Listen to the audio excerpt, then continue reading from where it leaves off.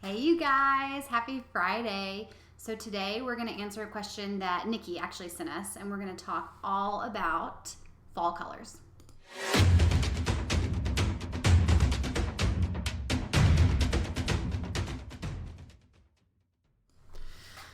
So if this is the first video that you guys are watching of ours, I'm Graham. I'm Ashley. And we are the Scobies. We try to do these videos every Friday. Yeah. When it's not like high wedding season and we don't have a billion things going on. Yeah. Exactly.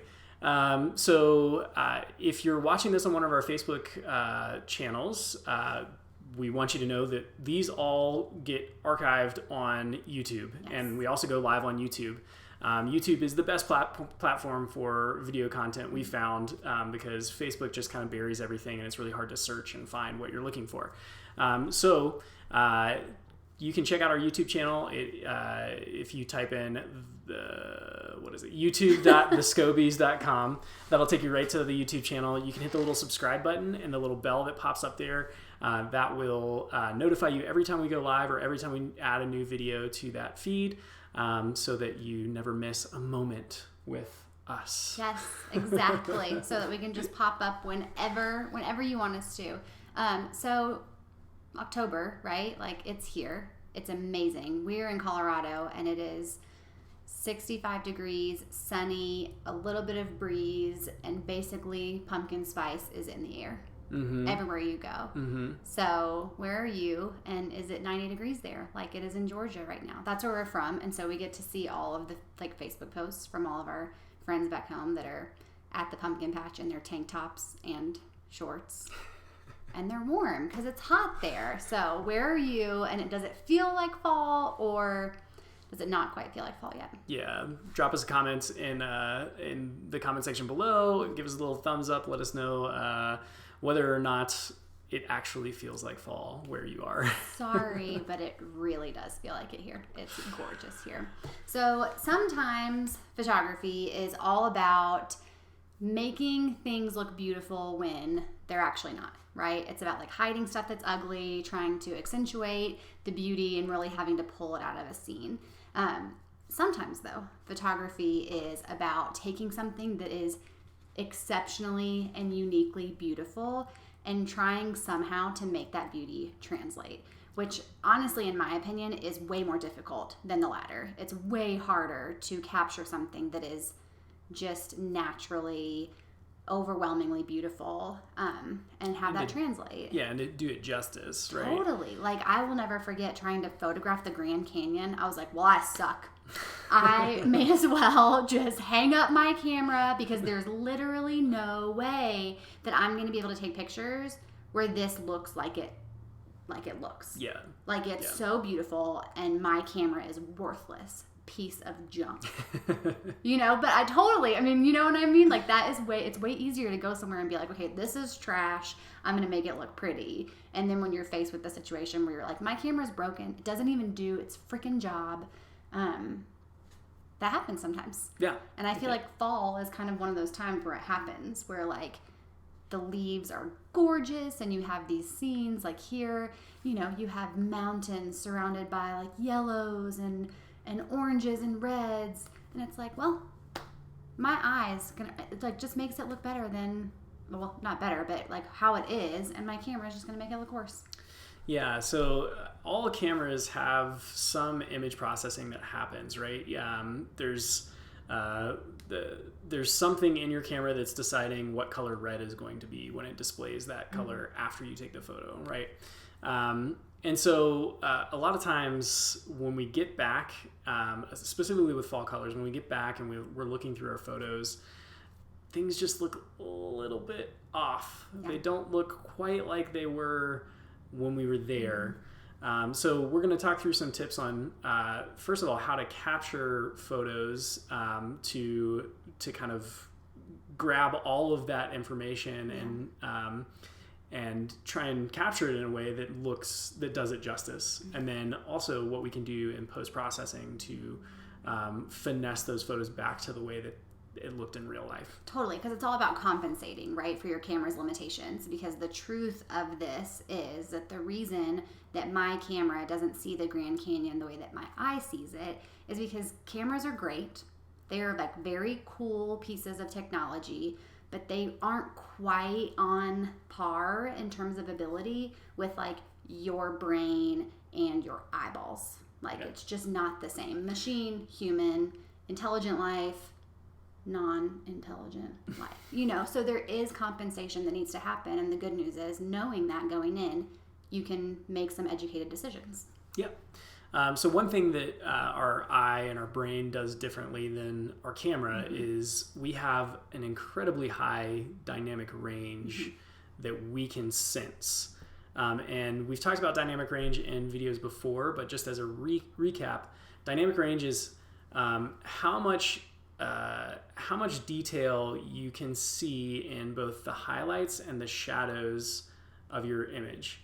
Meaning, when I look outside the window that's over there, I can see all of the detail in this relatively darker room. I can see the things that are hanging on the wall. I can see, the details and some of the darker things in this room.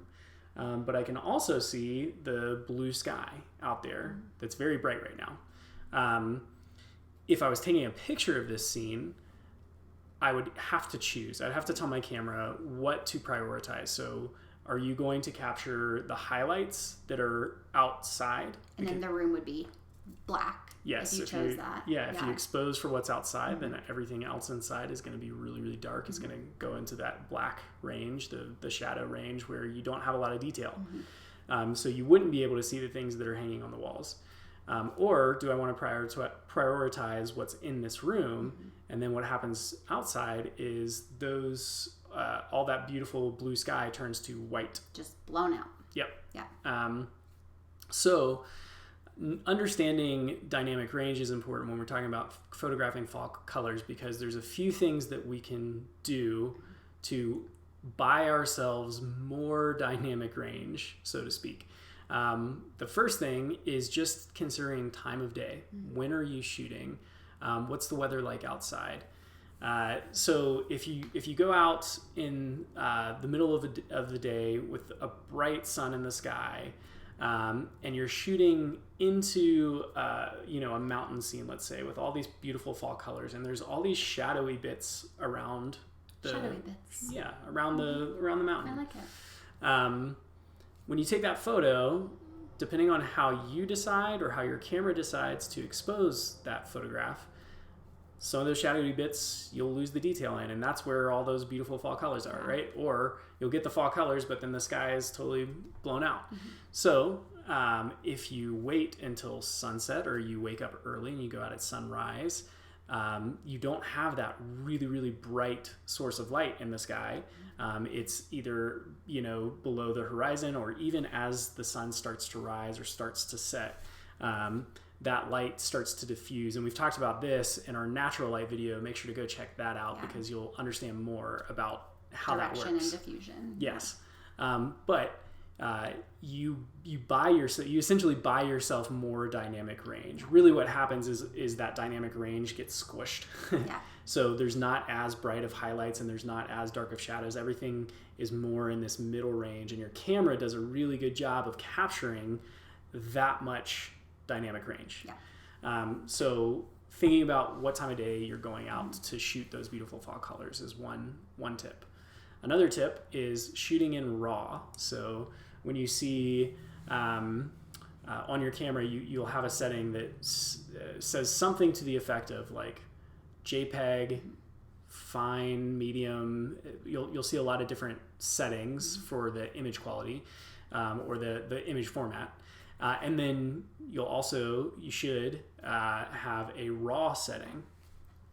Now RAW, what it does is it's trying to capture as much dynamic range as possible and as much data as possible. So it doesn't automatically make that photo better, but what it does is it gives you leeway in post-production to go back and pull some of those details back into the photo. Right. It grabs a lot more information, which thereby means also that your file size is a lot larger, which is why some people don't shoot in RAW. But we would just say grab yourself a bigger memory card and shoot in RAW, especially when you're in a situation where you do want to capture as much information as possible so that you have more of that leeway in post-production. Yeah.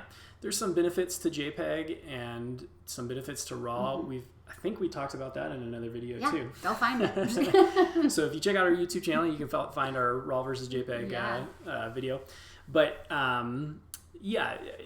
RAW is generally what we shoot in. There's very few circumstances where we shoot in JPEG, and it's for a very specific reason. Like we're trying to turn those images around immediately. Yeah. We're trying to print them immediately. So generally just switch that into RAW and buy a bigger memory card. You'll thank yourself later. Totally. Yeah. Another thing that's helpful is kind of what you're looking for. So like where you're looking to shoot. So like Graham was saying, when you shoot in kind of golden hour, oh, somebody's calling us. I declined them. Sorry. Bye. Mom, if that was you, just call back later. So what was I saying? I lost it. It's gone. Oh, where you're choosing to shoot. So you have a higher dynamic range when you shoot at sunrise or sunset because of where the sun is in the sky, as opposed to being like high in the sky and super bright. If you have no choice and you have to shoot in the middle of the day, find some shade. Find an area where automatically that dynamic range is going to be compressed for you because of the fact that you're not shooting in direct sunlight. And that can be really, really helpful. Another thing you can do is kind of the directionality, or rather another thing you can do is to focus on the directionality of that light. So if you backlight things like fall foliage, you're going to see a difference in the way that looks. So leaves, in the same way as people, when they are front lit and you Xerox them, right, whether it's with a flash or with the sun, it's not flattering for anybody. It's not flattering for pets, humans, or leaves. It flattens things and it makes them look really, really lifeless. Yeah. So instead of having the light falling directly on the front of something, just focus on the directionality of that light, and we would encourage you to try, when you can, to backlight your subject. So in this case, your leaves. And what that means is just that the light is coming from behind, right? And then it has that really nice kind of like glow around it versus coming from in front of, and it's flat and lifeless. Yeah. Why don't we take a look at some photos? Let's do it. You do it? Yes. So we just very quickly went through our files. I just shot an elopement up at Maroon Bells, and it was peak up there. Peak leaf season, so lots of beautiful yellows from the aspens and some really cool reds from the brush, and so we'll take a look at those and kind of figure out how we captured those, and then we'll hop over into Lightroom and do a quick edit on one photo so you can kind of get a sense for how we could use raw files to get more out of our fall photos. Totally. Okay. Pictures. Let's pull that up. All right. Are you kidding me right now? So this is Maroon Bells. That is so pretty. If you haven't been to Colorado before, plan a trip. Come see us. Come see us and go see the bells. They're beautiful, especially in the fall. People come from literally all over the world to photograph them. So if you wake up early in the morning and you go up before sunrise, there are people out there at like 4 a.m. getting their, super cool wildlife photography setup. They got their tripods and their telephoto lenses. They do. The their lake, safari hats. Yeah. The lake is like, beautiful in the morning, and you can't see it in this photo. You'll see it in some others, but usually undisturbed, especially on a calm, windless day. So you get these really cool reflections of the bells, and you can also go and hike these things, which is crazy. Yeah. So this is an example. I shot this elopement pretty much midday. So you'll see as we go through these, some of what we were talking about earlier, which is, kind of choosing what you're exposing for. In this, I underexposed so that I could get the detail in the sky up here, so it didn't blow out, right? I also had the benefit of some of these nice clouds. So throughout the day, there were, these clouds were creating shadows in different places on the bells and around. And it just made for a really dramatic effect and helped with some of those dynamic range problems when they cover the sun. Suddenly the highlights are less blown out, and you have a chance to get a more balanced image, I guess is what I'm looking for. Yeah. So when in doubt, when you're shooting fall foliage or anything that's like epic and beautiful and naturey like that, just underexpose by a stop or so and see what happens, because more than likely you will pull in some extra detail and you will get a little bit more of that kind of density and contrast that brings out the beauty of nature in such an amazing way. Yes. A lot of photographers really like having more detail in the shadows than we do. We prefer photos that show both highlights and shadows, and to have a little bit of that like really dark black in our photos. But there's a lot of detail in this photo that we could pull out.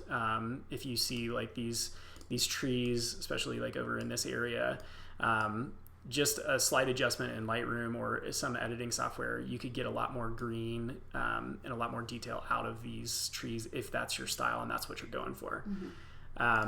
So yeah, here's an example of backlighting during fall peak season.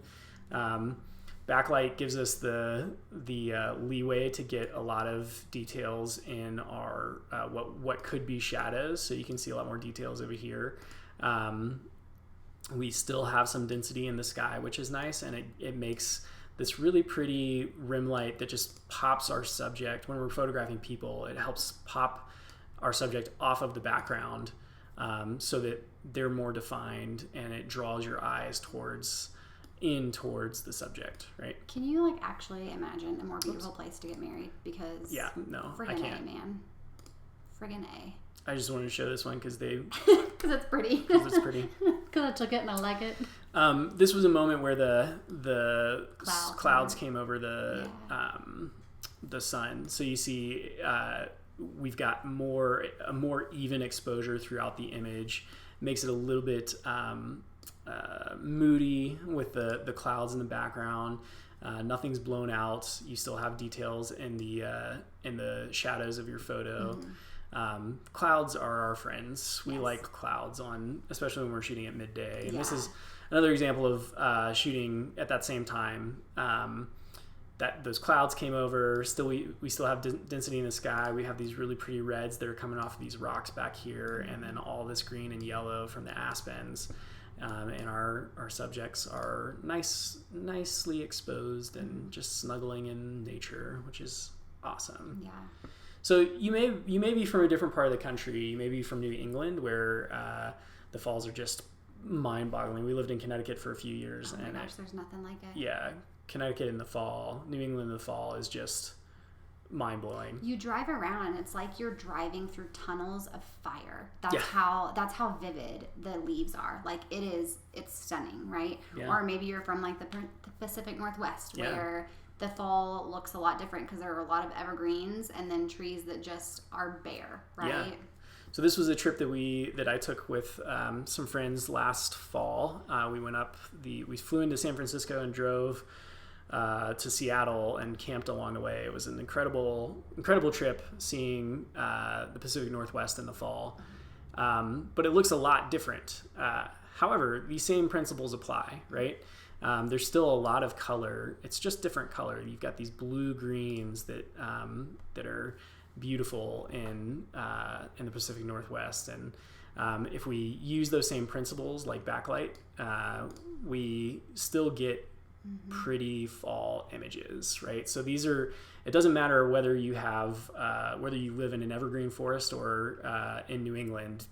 These principles will help you get beautiful photos of where you live in the fall. Yeah, and really any time of year too, these principles apply in terms of like nature photography, landscape photography. So another tip is to use a high shutter speed and capture motion in your photos. So whether that's the falling leaves in the woods, or, you know, the waves crashing up on the seashore, the rocky seashore. This is so pretty. I want to live in that house. I know, right? Are you kidding? Does someone live there? Yeah, this is, I think this is still considered the PCH, this road that goes all the way up there. I don't know if that stops in California or if it goes all the way, but either way, we were driving on the coast and we saw this little house and this like all these crazy rocks that just jut out into the ocean here. So we stopped, and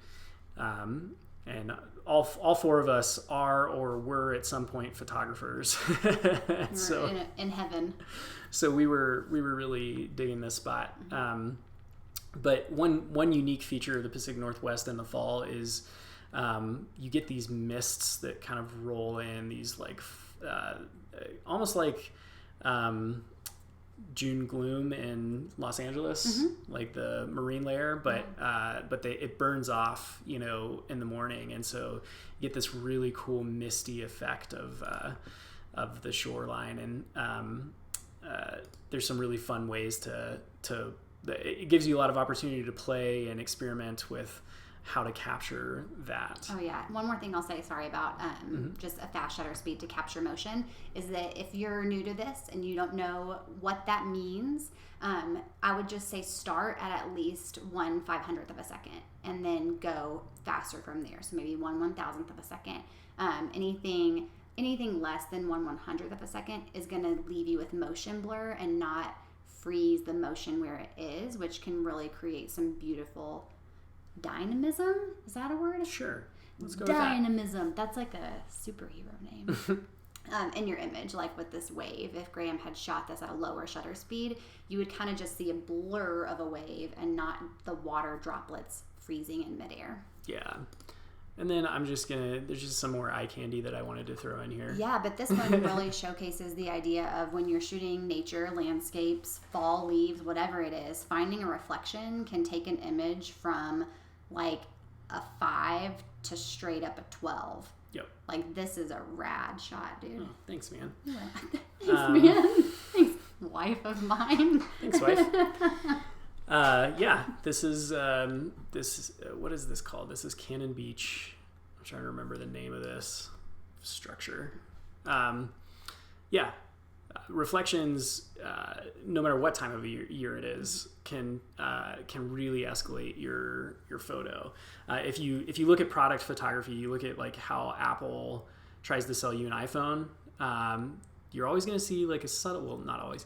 A lot of times you'll see a subtle little reflection of that product below the photo, because it looks cool and it draws our eye into what they want us to see. So it makes everything just look a little bit more beautiful. There's a lot of different ways that you can capture reflections. You can I'm always on the hunt for a good puddle that I can shoot into. So true.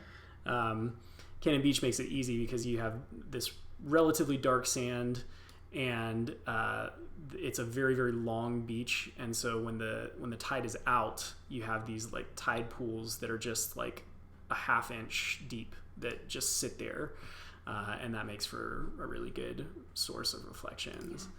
And then there's waterfalls, and there's cool people, and it's like a mist. Band cover. I know, right? These are the dudes. These are the dudes that I go travel with every year. Yeah. Yeah. Okay. I want to see your face again. Okay. See my face. All right. Dun, dun, dun, there it is. There it is. So those are some things you can be cognizant of as you're shooting, as you're going out and leaf peeping and hiking and going to the pumpkin patch with your kiddos or friends or whatever it is that you're doing. Those are some things that you can think of as you're shooting in production, right? There are also some things once you bring your images in for post-production that we want to just touch on, because there are some really cool ways that you can help make your images even better just in the way that you edit them. Totally. So yeah, let's jump over to Lightroom and take a look at one photo. We're going to do this really quick. So many windows. There it is. There it is. So here's a photo up in the Aspen area from last weekend. Last weekend? Mm-hmm. Yeah. And this was a good example because it's kind of midday. You don't have the benefit of the clouds right now.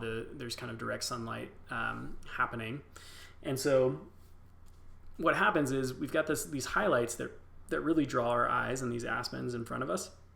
And then there's all of this beautiful color and detail back here on this mountain that kind of gets lost, right? So there's a few things that we can do. First of all, we can bump the shadows in our photos. So if I just pull those shadows up, now you're starting to see more detail there. But what's happening is you're losing contrast, which makes it look flat, right? So if I bump the shadows, then what I'm going to do is I'm going to pull my blacks back. All right, so now I'm getting contrast back into the image, but I'm getting more detail back there. So here's our, oops, I hit the wrong button. Don't delete it. Here's our before, here's our after, right? So just that one little shift can help bring out details in the shadows. And that's why we suggest shooting in RAW and underexposed, because typically it's easier to pull detail out of the shadows than it is to pull details out of the highlights. When the highlights are blown, it's really hard to get them back. So a couple other things that I could do, I could pull my highlights back so the really bright areas in this photo, like the clouds, get a little bit more detail in them. And then there are some sliders down here, vibrance and saturation. Now you can really overdo it on saturation if you pull that up to 100. Saturation is a dangerous tool. But helpful in subtle ways, right? Like this does not look like life. This is not like a picture on a doctor's office wall. Yeah, right. So when you play with saturation, our bias is pull it up to the point where it looks like what it looks like in real life, but don't push it past that, because you're going to notice, and anybody that's looking at your photo is going to notice. Yeah, it's like the uncanny valley. Yeah, totally. Yeah. It's like the closer to real something is without just jumping the shark is like the best. But once you jump the shark even a little bit, you can tell. It's like that thing in your head that says something is not quite right here. Totally. Like the Polar Express. Yeah. Yes. What's that called? Uncanny Valley. CGI though? Oh, yeah. Is that what the... Totally. Yeah, that is not what Tom Hanks looks like. Yeah. So if you're working in Lightroom, there's also selective, it's called HSL, hue, saturation, and luminance. And this is, you can go in and make adjustments based on a color range. So let's say I wanted these yellows to, maybe when I saw these yellows, they were a little less orange and maybe a little bit more like towards the green end of the spectrum. I can take this slider, this hue slider, and move it towards the green. So now I'm getting back to what it looked like. So before it's a little bit more orange. Now I've kind of greened it out a little bit. Yeah. And again, like these are all subtle changes. This is, you could go overboard on all of this. Yeah. So if you, let's say that you already have enough saturation in your yellows. So let's go back to our basic panel and reset our saturation. You feel like your yellows are already saturated enough, but you want to bring out more saturation in the oranges and reds. You could go to that HSL pane and grab your oranges and add a little bit of saturation there. Mm-hmm. You could even change the hue a little bit if you wanted to. And you could do the same thing for your reds, right? So just affecting the color ranges that you want to. Yeah, I think that's, what do you think? Totally, yeah. All of these things just with the end goal in mind of capturing a photo that is as beautiful when you go back to look at it as it was when you saw it in real life, right? Yeah. We don't want to like add unicorns or dragons or dinosaurs or anything like that. I mean, if you do, that's totally fine. Not our jam. We just want it to look as beautiful as it did in real life. Sometimes editing can take away from what was there. Just because you can doesn't mean you should. Yes, exactly. So when you print these photos out and you hang them on your wall, if you've overdone it, every time you look at that photo, you're going to be like, is it really that orange? No, that didn't look like, that's not what it looked like. Yeah. And then it detracts from that experience that you had, right? Because photos in the most powerful most powerful power. What am I trying to say? Yeah, the magic of photography. Magic of photography is that you create a portal that you can step back into in time, and you can relive these moments that are precious to you. So if we edit in such a way that it takes us out of that, we're doing ourselves a disservice, and anybody that looks at that photo a disservice, because they won't get to experience that alongside of you. Absolutely. It's taking like photography's only job away from it, which is to take you back to a moment in time so that you can remember how it felt, what it looked like, how beautiful it was, how awe-inspiring it was, right? So we don't want to put like Loch Ness Monster in the Grand Canyon. We just want to see the Grand Canyon as it really was. And the little editing kind of module that Graham just took you guys through, those things, hue, saturation, luminance, contrast, shadows, you can find those in any editing software. Those are in Visco, right, on your phone, or Afterlight or whatever. You can do those with your iPhone photos as well. So just kind of keep that in mind and know that you can play in that way wherever you're at with photography and whatever software you've got. Yeah. Jonathan asks, is that why we moved from Atlanta? Didn't you guys move from Atlanta and then you moved back? That is not why we moved from Atlanta. No, it didn't. But it did. Help. Yeah. It didn't. Yeah. 95-degree days in October was not a selling point of Atlanta for sure. Yes. We love Atlanta. We love our Atlanta people. Yes, totally. But it is warm. You guys should definitely come visit us in the fall, or the spring, or the winter, or the summer, because Colorado is basically awesome. 365. Eric, thanks for logging on. It's good to see you. Navigation file name. Oh, that is what we call it. I guess we should be more careful about what we show on our screen. Like our photo booth, like vision board back here. Yeah. Like, it's a good thing there's nothing embarrassing. You can read all about our business plans behind us. Absolutely. Eric, you asked, is it a good rule of thumb to always have the entire reflection? Yes. It is a good rule of thumb, yes. But you're allowed to break the rule if you want to. Yeah. We've seen some really cool things, and we've done some really cool things with reflections where, like if it's a reflection of people, you catch like the entire reflection of the people, and then you cut off like half of them in the photo, and then you can turn that photo upside down, and it looks really crazy. Yeah. There's a lot of ways to break that rule, but yeah, generally. Like with that photo of Cannon Beach, that's symmetry that it gives your image to see that entire rock on the top and the entire rock on the bottom is just really pleasing to the eye. Well, and because your eye expects completion, right? Yeah. Like if you want to see those lines finish. Exactly. Yeah. If you even envision that photo in your head and think about what it would look like if in the reflection half of that rock, which doesn't have a name. It does. I just don't know what it is. Somebody tell us. Yeah. Was cut off. It would feel incomplete in that one. But if it's for artistic reasons, or you have a good motivation behind why you do that, then go for it. Yeah. Awesome, you guys. Well, I think is that it for fall colors? Was there anything else? Smiling, so I think we're done. All right. This is. Sorry. That looks painful. If you don't know yet, we do coach people in photography. We mentor people. We have some online courses that we teach. And we also have a bunch of free resources like our YouTube channel and this resource right here, manualbootcamp.com. If you're trying to figure out how to shoot in manual, how to use your camera, how to get the most out of your photos, but you just can't quite figure it out, download this cheat sheet. All you have to do is go to manualbootcamp.com, type in your email address, we'll email it straight to your inbox.